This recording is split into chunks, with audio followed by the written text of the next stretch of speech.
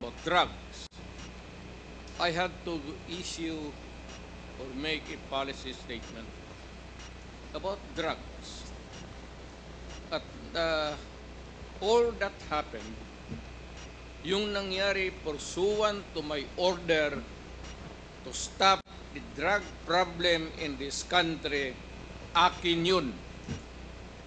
Akin na akin yun.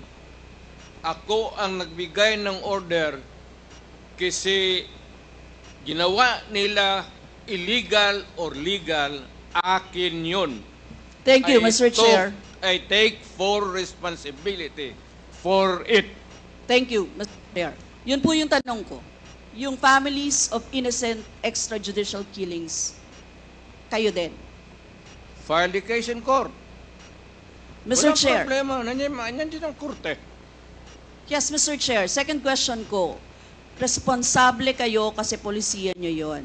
Kumbaga, tatak Duterte. Dahil polisiya nyo rin yan, tama ba? Sa Davao. Nung nasa Davao pa kayo. Tama ba na tawagin po itong Davao model or Davao style? Mr. Chair?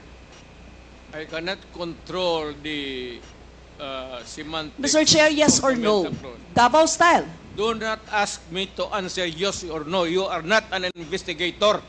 Mr. Chair, tayo po ay nasa investigasyon kasalukuyan, Yes, Mr. but you Chair. are not an investigator. Why are you asking me to answer Mr. yes Chair, or tinatanong no? ko lang na... Chair, point of Session order. suspended.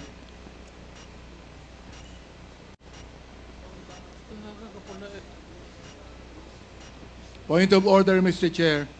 Ano ka, police? Point of order, Mr. Chair.